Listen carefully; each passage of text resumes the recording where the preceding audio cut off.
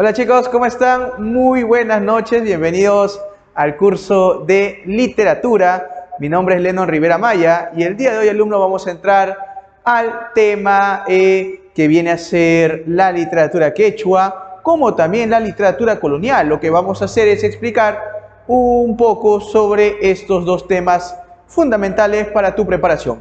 Recordemos que a partir de aquí hacia adelante ya vamos a adentrarnos a lo que viene a ser la literatura en el Perú. Si bien es cierto, habíamos hablado sobre la literatura universal, la literatura en España, pero a partir de ahora hacia adelante vamos a especificarnos, vamos a detallar más respecto a nuestra literatura, a la literatura de nuestro país, ¿correcto? Así que sin más preámbulos, empezamos con el tema de literatura quechua. Bien. Primero vamos a definir a la literatura quechua de la siguiente manera. Es una manifestación literaria que se desarrolla en el Perú antes de la llegada de los españoles, ¿correcto? Si hablamos de la literatura quechua, estamos hablando de un periodo donde los españoles todavía no llegaban al Perú. Todavía no descubrían América, ¿sí? Ahora, ¿cómo se va a desarrollar este tipo de literatura? Bueno, vamos a ver algunas características muy importantes, como por ejemplo, en esta literatura, ¿sí? Vamos a decir que era meramente oral, ¿sí? La literatura era oral, ¿ya chicos?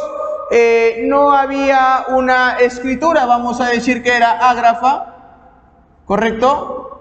Y todo se desarrollaba mediante cantos, ¿no? Con los cantos te contaban las historias. Recuerda, primera característica de la literatura quechua, que era oral. Otra característica muy importante también, colectiva. Y esto va de la mano con lo anónimo. No anónimos, ¿ah? Anónimo. ¿Sí? La literatura quechua era anónimo. ¿Por qué? Porque en este caso no había un autor exacto para decir. Como era colectivo, como se contaba la historia entre varios individuos, entre varias personas, no podíamos detallar con exactitud quién era el autor de la obra, ¿correcto? Entonces vamos a decir que es colectivo porque se daba de manera grupal, ¿no? Las historias se contaban de manera grupal. Era anónimo porque no había un autor.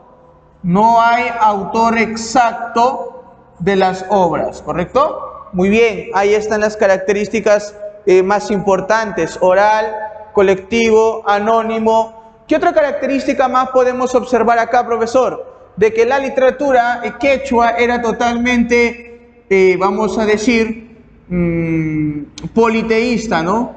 O panteísta, para ser exactos, ¿no? ¿Sí? Aquí hablábamos de varios dioses, ¿no?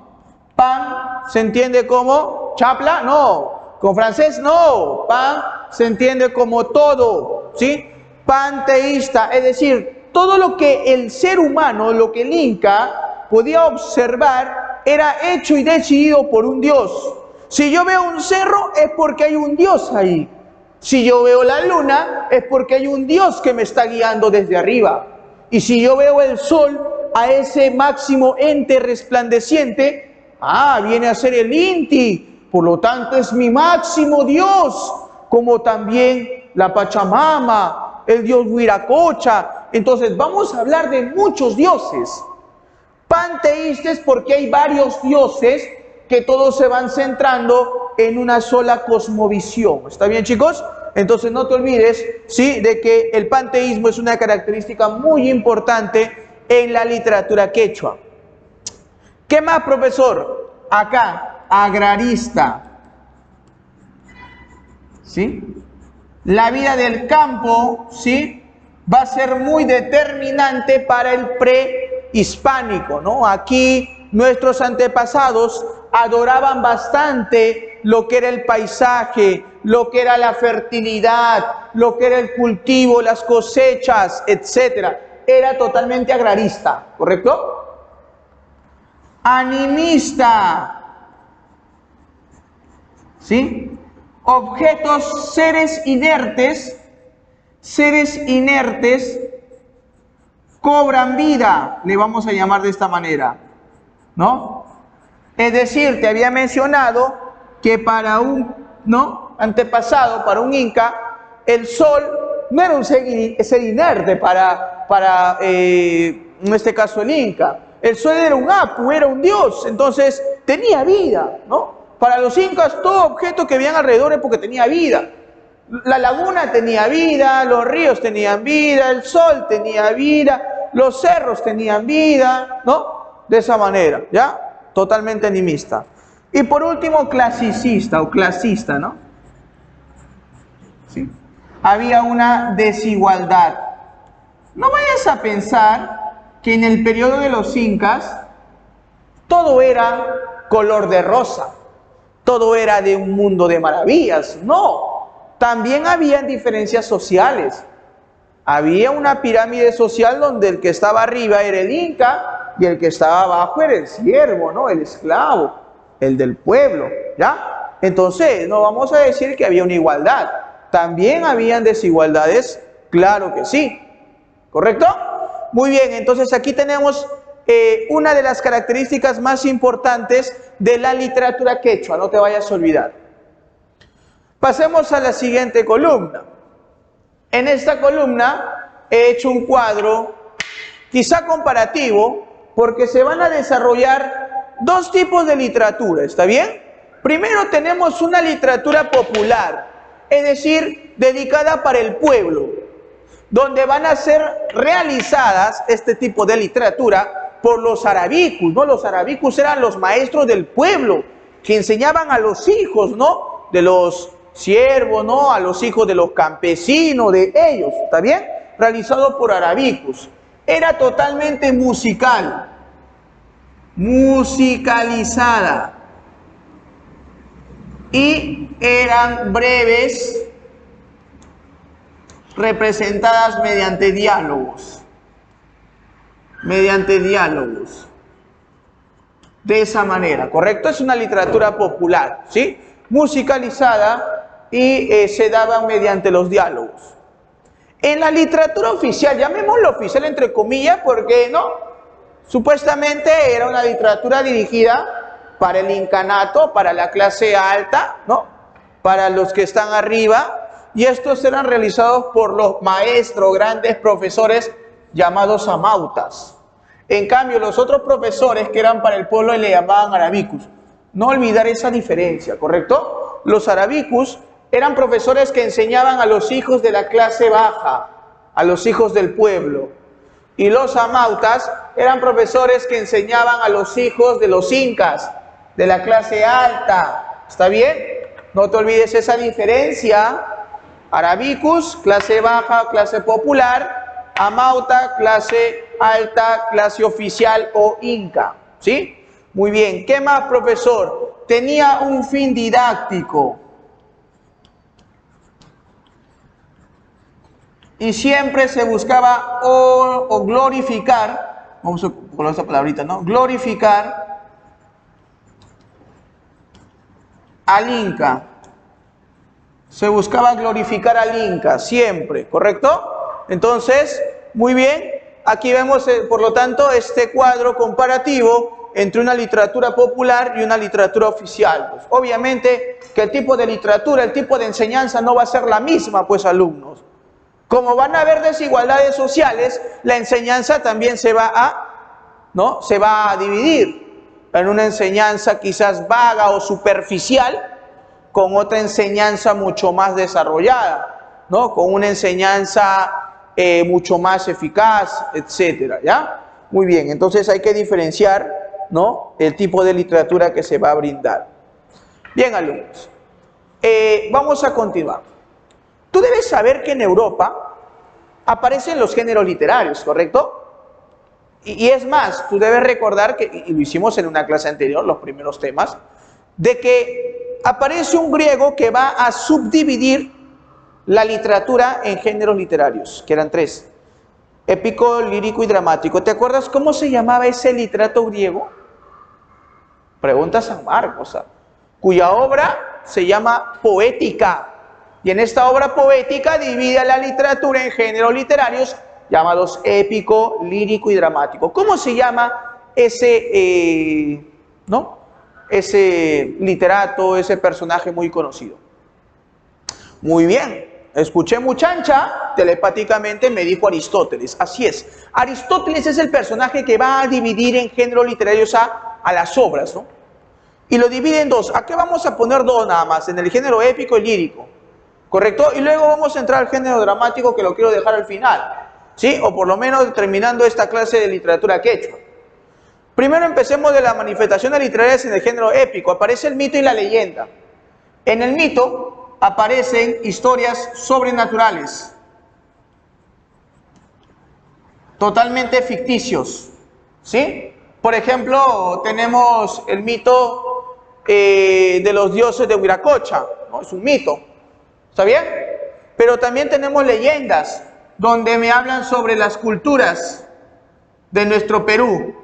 Tenemos la leyenda de los hermanos Sayar y la leyenda de Manco Cápac y Mamaollo, ¿correcto? Entonces, recuerda que se desarrollaba bastante el mito y la leyenda en este periodo de la literatura quechua, ¿ya? El mito, donde narran hechos sobrenaturales, ficticios de dioses, mientras que en la leyenda cuentan historias con hechos fantásticos relacionadas a las historias de las culturas del Perú, ¿ya? Muy bien. Por otro lado, tenemos el género lírico. Aquí también van a aparecer pequeñas especies literarias, ¿correcto? Especies literarias. Tenemos el ayi, arawi, aymoray y ayataki, ¿sí? El ayi es un tipo de poema, porque eso es un poema ya, es un poema, ¿no? Son poemas que van a ser dedicados ante una celebración, ante un triunfo. Le vamos a decir que son totalmente triunfales. Imagínate, pues, ¿no? Obtuvieron una batalla y la ganaron. Se desarrolla un poema, ¿no? Un poema ayi, que viene a ser un carácter triunfal. Pero ¿qué pasa si tú te encuentras enamorado o enamorada y le quieres expresar tus sentimientos hacia esa mujer, hacia esa persona? Ese tipo de poema ya no va a ser el ayi, sino que va a tener características subjetivas, ¿no? Emocionales, totalmente irracional, ¿sí? Y viene a ser el arau, ¿no? Esta es una temática amorosa. Poemas ligados al amor con sentimientos subjetivos, viene a ser un poema del género lírico llamado el araui, ¿sí? El araui, ¿ya? Que más adelante se va a trastocar o alterar con el famoso yarabí o los yarabíes. Recordarás tú de Mariano Melgar. Mariano Melgar va a mezclar el araui, ¿está bien?, con composiciones europeas, de tal manera que, o mestizas, perdón, de tal manera que surge el yarabí, ¿no? El yarabí, que es un poema donde se expresa el sentimiento hacia la amada, hacia la mujer, pero es un sentimiento donde lamentablemente la mujer no se llega a concretizar ese amor, ¿está bien? El yarabí de Mariano Melgar, por ejemplo, ¿no? Muy bien. Tenemos también el aymoray. El aymoray es una especie literaria donde ya no tiene que ver mucho con la celebración, ni con la temática amorosa, ni que con la pareja, ni que con el desengaño, con la tristeza ante la amada, no.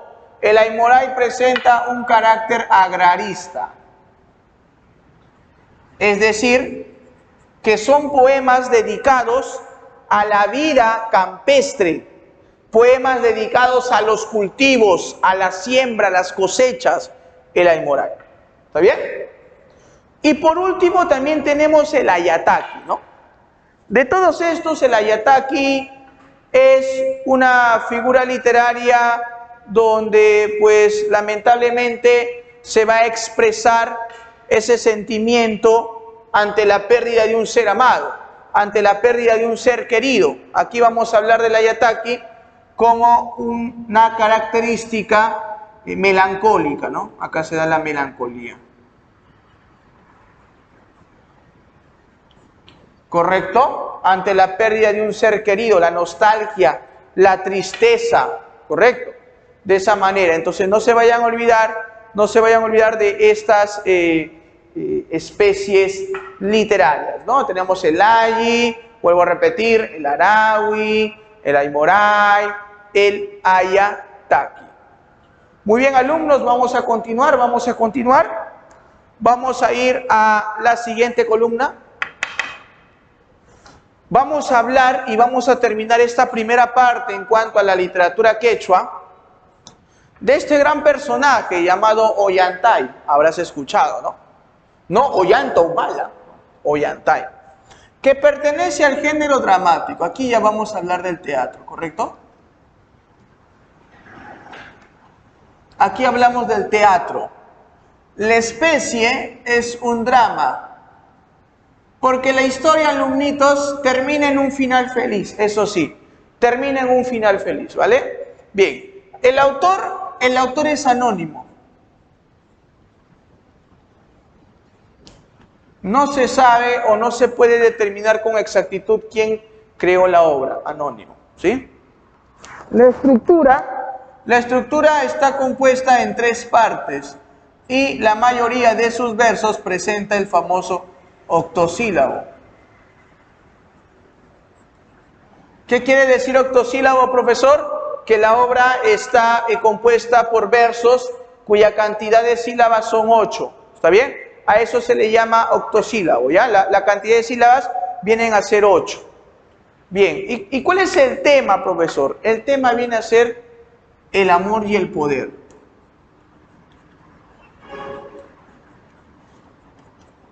¿Ya? Así le vamos a colocar.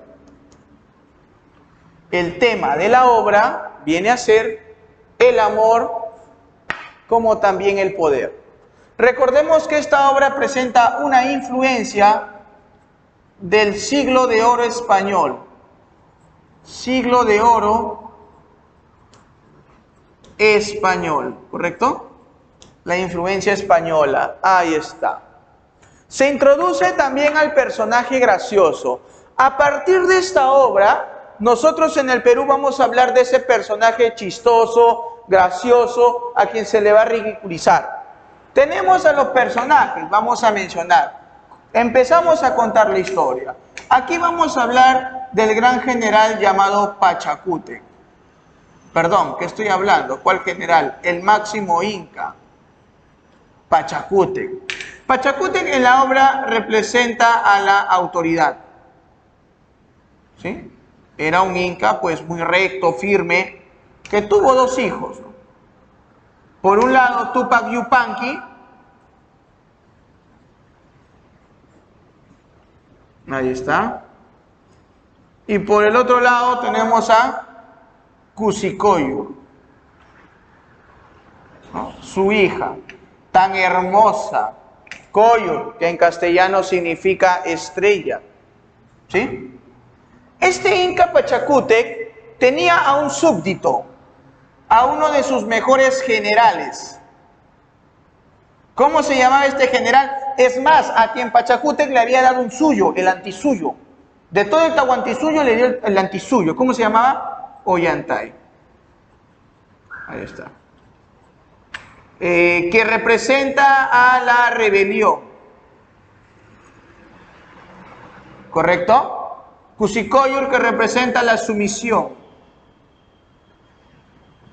Y Tupac Yupanqui, que representa al inca justo, al hombre magnánimo, al que decide al que toma buenas decisiones, ¿correcto? Ya, a ver, estos son los protagonistas, por decirlo así, los que resaltan más en la obra, ¿ya? A ver, ¿cómo inicia la obra o más o menos qué te cuenta, no? Pachacútec era la máxima autoridad, el máximo inca. Él tenía un súbdito, este general Ollantay. Siempre lo visitaba a Pachacútec, ¿no? Lo quería tanto que le dejaba entrar al palacio. Pero por haberle dejado entrar varias veces al palacio, empezó a conocer a la hija de Pachacútec, a Cusicoyo, una hermosa princesa, ¿sí? Totalmente deslumbrante, ¿no? Que para Ollantay representaba la belleza en lo absoluto. Él se enamora de la hija de Pachacútec, de Cusicoyo. Y en una de esas le confiesa: mi inca, mi lord, quiero decirte que me he enamorado de su estrella, de su única y linda estrella llamada Kusikoyu. Ollantay, espérate, no estoy ahora para tus bromas, por favor. Quisiera que te retractes y no vuelva a escuchar lo que me acaba de decir, porque para mí es una broma tonta. Mi Inca, yo jamás me bromearía de esa manera. Me he enamorado de Kusikoyu y vengo aquí a pedirle la mano de su hija. Ollantay, con esto ya te pasaste. Lárgate y no quiero saber nada de ti. Me estás faltando el respeto. Tú, quererte casar con mi hija, pero tú eres un simple general. En cambio, mi hija lleva la sangre del dios Sol, lleva la sangre del Inti, pero tú eres un simple general. Por favor, Ollantay, no mires por encima de los hombros. Ubícate. O sea, Pachacútec era un Inca autoritario. Él jamás permitiría de que su hija estuviese con Ollantay, pues no. Y al final se da un conflicto entre Pachacútec y Ollantay. Lucharé por su hija, así yo tenga que batallar contra usted. Se da una pelea por largo, 10 años, alumnos. Hoy Pachacútec a Kusikoyu la va a tener prisionera en un calabozo. Pero lo que no sabía era que Kusikoyu con Ollantay ya habían tenido un pequeño fruto llamado Imazuma, que en castellano significa qué hermosa, qué belleza. ¿Sí? Imazuma, ¿no? Que representa en este caso, ¿cómo podría decir? ¿No? La mezcla, la intercesión, ¿no? La combinación de dos, ¿no? Por un lado la princesa Inca y por el otro lado un general. La va a tener en cautiverio a su hija, Pachacútec, bien mal. Pasan años, chicos, siguen los conflictos y Pachacútec muere. Pero muere por la edad, porque ya estaba viejo. Y obviamente quien tiene que entrar al cargo es Tupac Yupanqui. Tupac Yupanqui a partir de ahí, a partir de la fecha hacia adelante, va a ser el máximo emperador, el máximo Inca, ¿no? Tupac Yupanqui va a ordenar a un general bien astuto. Va a mandar ¿a quién? A Rumiñahui. Este era uno de los generales más astutos de su bando. Representa la astucia. Y le va a decir que trame un plan para capturar a Ollantay. Y sí, Rumiñahui va a ir en Ollantay, se va a hacer que se peleó con el Inca, va a ir como pidiendo perdón a Ollantay y diciéndole para que esté con él, pero va a ser una estrategia, una mentira, y va a capturar a Ollantay. Cuando Rumiñahui lleva a Ollantay al palacio, Tupac Yupanqui le entrevista, ¿no? Le pregunta, ¿no? A ver, Ollantay, dime, ¿cuál es tu problema? A ver, tantos años peleando con mi padre. Dime, ¿por qué? ¿Por qué has hecho eso? Sabiendo que el Tahuantinsuyo era un gran imperio. ¿Por qué hiciste eso? Bueno, Tupac Yupanqui, tengo algo que confesarte. Yo estoy enamorado de tu hermana y tu padre no me dejó estar con ella. ¿Con quién? ¿Con Kusikoyu? Así es. ¿Y dónde está Kusikoyu? Ni sabía Tupac Yupanqui que su padre lo tenía apresada, que la tenía capturada como reina. Al final en la escena aparece Imazuma, una niñita jovencita, quinceañera, que ya había crecido, ya estaba mayorcita, y que era el fruto de este amor. Tupac Yupanqui se entera que Kusikoyu estaba con Ollantay y habían tenido una hijita. Tupac Yupanqui, jóvenes, en ese momento, toma una decisión y dice, si yo le niego, Ollantay va a seguir en conflicto conmigo. Y esto me perjudica, porque el Tahuantinsuyo no puede estar en conflicto. Lo que voy a hacer es que ellos se reúnan. Al final a mí no me afecte nada que estén, sino más bien me beneficia, porque el Tahuantinsuyo volvería a reunificarse. Y eso es lo que hace Tupac Yupanqui. Acepta la relación entre su hermana y Ollantay, y la obra pues termina en un final feliz, donde los jóvenes enamoradizos, que ahora son padres de Imazuma, regresan a esa relación familiar. ¿La obra termina en un final feliz? Claro que sí, jóvenes. La familia, los esposos son felices. Y la obra termina de esa manera, ¿sí? Tupac Yupanqui en el poder y el imperio del Tahuantinsuyo reunificado, ¿sí? En un final feliz. Bien, alumnos. Entonces, hasta ahí la primera parte en cuanto a la literatura quechua. Y en esta segunda parte, ¿no?, vamos a entrar a la literatura colonial, ¿correcto? En esta literatura colonial va a ser muy diferente a la anterior, porque en este periodo, alumnos, los españoles ya llegaron a nuestro país. ¿Va a ser bien? No, obviamente que todo mal. Vamos a leer. Periodo histórico desarrollado en Perú durante la invasión española. ¿En qué año llegan los españoles al Perú? En 1532. Primera característica.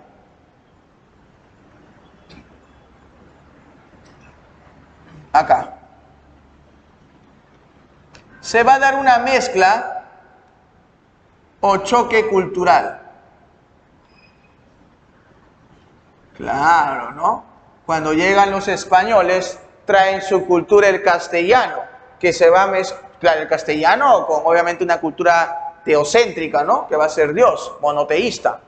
Mientras que aquí en el Perú había una creencia panteísta, eran muchos dioses, entonces se da un choque de culturas, ¿no?, entre una cultura, ¿no?, quechua y una cultura española, una cultura europea, ¿sí? ¿Qué más? Vamos a decir que surge la crónica. En este periodo va a surgir la famosa crónica, que no son más que narraciones, ¿no? Narraciones de los hechos que van a suceder en la obra.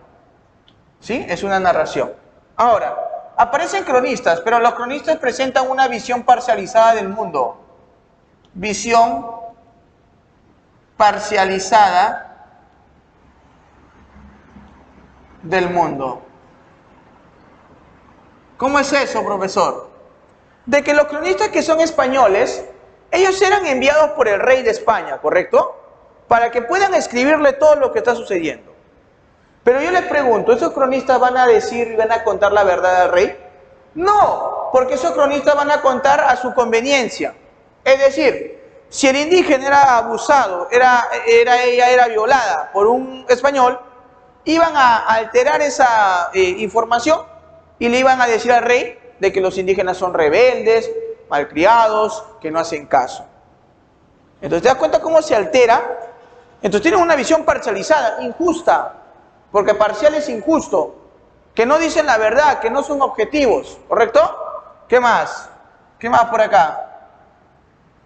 Vamos a decir que, a ver, ¿qué otra característica más vamos a decir?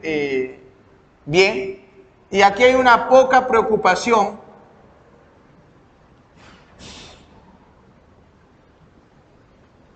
por el estilo literario,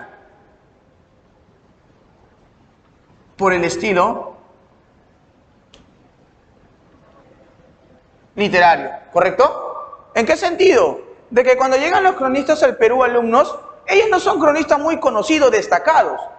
No era pues un Cervantes, no era pues un Lope de Vega, un Pedro Calderón de la Barca, no. Eran cronistas que ni siquiera sabían de literatura. Por lo tanto, va a haber una poca preocupación por el estilo literario. Pero ello sí no quiere decir de que la literatura colonial recibió una influencia del clasicismo, claro que sí. O en este caso del Renacimiento. Vamos a decir por acá que la literatura colonial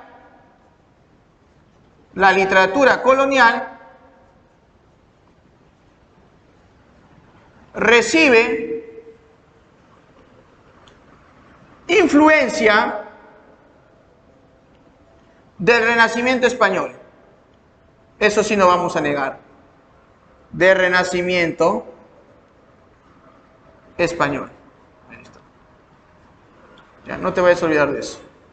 Reciben influencia del Renacimiento español. Es un dato importante para poder tomar en cuenta. Apunta, apunta, apunta. Bien, vamos a ir ya a esta siguiente columna. En esta parte vamos a mencionar en la literatura colonial a los cronistas más representativos, ¿correcto? Los más representativos. Hay cronistas españoles, como también hay cronistas mestizos e indígenas. Yo te voy a mencionar a los españoles primero. Tenemos a Pedro Cieza de León, cuya obra viene a ser Crónicas del Perú, o Crónica de los Incas. Ahí está. Juan de Betanzos, Suma y narración de los incas. Suma y narración de los incas. ¿Correcto? Estos son cronistas españoles que contaban la historia, la narraban de acuerdo a su beneficencia, pero no, porque de alguna otra manera no decían toda la verdad. El único cronista que se autodefine como sincero, como objetivo, es el Inca Garcilaso de la Vega, que es un mestizo, cuya obra viene a ser comentarios reales de los incas. Comentarios, o más conocido como los comentarios reales, nada más. Comentarios reales de los incas o comentarios reales. Tenemos a Blas Varela también. Acá tenemos, por ejemplo, el código Blas Varela, es una de sus obras. El código Blas Varela. ¿Sí? ¿Está bien? Donde te menciona los principios y algunos hechos relevantes de este autor llamado Blas Varela. ¿Ya? Muy bien, mira, no te olvides, Blas Varela. Por otro lado también aparecen los indígenas más representativos, y acá tenemos al máximo indígena, a Felipe Guamán Poma de Ayala, cuya obra viene a ser Nueva Crónica o Nueva Crónica y Buen Gobierno. Nueva Crónica y Buen Gobierno es una de sus máximas obras de Guamán Poma de Ayala. Cabe recordar que Guamán Poma de Ayala, como era indígena en ese contexto, era muy discriminado por los cronistas españoles. Guamán Poma de Ayala, ¿quién será ese tipo? Ese está Guamán. A partir de esa fecha, alumnos, hasta ahora es una forma despectiva cuando decimos, oye, tú estás Guamán, ¿no? En mención a Guamán Poma de Ayala, porque era un indígena que era discriminado por los cronistas españoles. Tú estás Guamán. Hasta ahora utilizamos este término. ¿Está bien? Guamán, en referencia ¿a quién? Al cóndor, ¿no? Y Poma, en referencia al puma, que son los animales más representativos de los Andes. ¿Ya? Entonces no te vayas a olvidar acerca de estos cronistas. ¿Ya? Bien, pero vamos a enfocarnos sobre todo, ¿sí? Vamos a enfocarnos sobre todo en el gran Inca Garcilaso de la Vega. Ojo, no es el otro Garcilaso española, este es el peruano. O sea, hay un Garcilaso español, pero también hay un Garcilaso peruano. A él se va a autodenominar Inca. Acá, Inca. Él se autodenomina Inca. Porque su nombre verdadero era Garcilaso de la Vega. Él se puso Garcilaso de la Vega por dos razones. Porque su padre, él era sobrino del verdadero Garcilaso y de Isabel Chimbuoco. Es decir, su padre fue un español y su madre fue una indígena, una peruana. Es por ello que va a ser conocido como el primer mestizo biológico cultural de América. Pregunta, examen de admisión. El Inca Garcilaso de la Vega es considerado como el primer mestizo biológico y cultural de América. Puede venir en tu pregunta San Marcos. ¿Ya? Recuerda, pregunta San Marcos nuevamente. ¿Quién es considerado como el primer mestizo literario? El Inca Garcilaso de la Vega, cuyo nombre verdadero fue acá, ¿no? Gómez Suárez de Figueroa.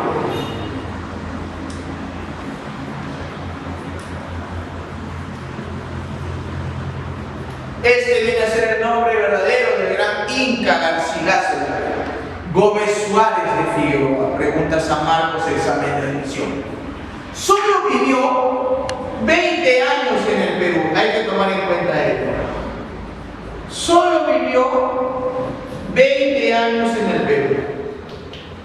La gran parte de su vida la vivió en España, pero de muy pequeño él estuvo muy identificado con la cultura incaica, porque recuerda que su madre se llamó Isabel Chimbuoco, que fue una ñusta perteneciente a la realeza del incanato, mientras que su padre Garcilaso de la Vega fue uno de los navegantes que vino junto a Pizarro. Entonces, cuando él estuvo en los primeros años con su madre en Cusco, conoció bastante sobre la cultura incaica, pero también en España quiso conocer sobre la cultura y la vida de su padre. Es por ello que el Inca Garcilaso de la Vega tiene una identificación doble, ¿no?, con el mundo occidental europeo y el mundo americano indígena, ¿correcto? Muy bien, chicos. Dentro de sus obras también tenemos esto, ¿no? Diálogos de amor, que es una obra que tiene un carácter sentimental, un carácter subjetivo. La Florida del Inca y Comentarios Reales de los Incas. ¿Sí? Vamos a terminar entonces con su obra más representativa del Inca Garcilaso de la Vega. ¿Cómo se llama esa obra, profesor? ¿Comentarios Reales de los Incas o simplemente Comentarios Reales? Género: narrativo. Especie: es una crónica. Estructura: dividida en dos partes. ¿Correcto? 1609 y 1617. Primera parte, publicada en Lisboa. Consta de 9 libros. ¿Sí? Vamos a explicar la primera parte. ¿Sí? En la primera parte de los Comentarios Reales, en esta parte lo va a publicar en el año 1609 y se publica en la ciudad de Lisboa, en el país de Portugal. Va a ser dividida o compuesta por 9 libros, donde en esta obra te cuenta sobre el sistema socioeconómico de los incas, como también su religión, como también las culturas prehispánicas. Toda esta historia del Perú antes de la llegada de los españoles está en la primera parte, ¿correcto? En esta primera parte, el Inca Garcilaso de la Vega te cuenta la historia del Perú hasta antes de la llegada de los españoles. Una vez que llegan los españoles en 1532 hacia adelante, se publica la segunda parte en 1617, publicada en España. Esto sí va a ser publicado en España, ¿correcto? Publicada en España. ¿Ya? Consta no de 9 libros, sino que consta de 8 libros. ¿Correcto? Aquí te va a contar la historia de el conflicto de la Guerra Civil Española, de la Guerra Civil Española. Ahí está, ¿no? Conflicto con los españoles. ¿Está bien? Hablan acerca del sistema colonial en el Perú, hasta la captura y ejecución de Túpac Amaru.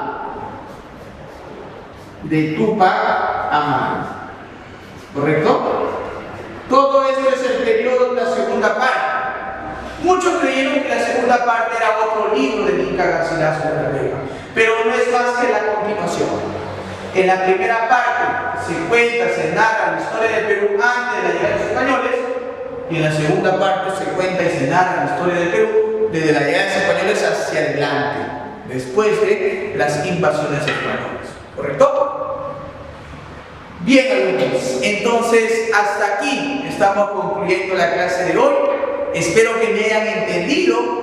Dos obras fenomenales, dos obras fantásticas para tu preparación a la universidad. No te olvides, sigue repasando la obra de Ollantay y de Comentarios Reales de los Incas del gran Garcilaso, el Inca Garcilaso de la Vega. ¿Sí? Bien, amigos, hasta aquí llegó la clase y nos estamos viendo para una siguiente oportunidad. Cuídense mucho, jóvenes.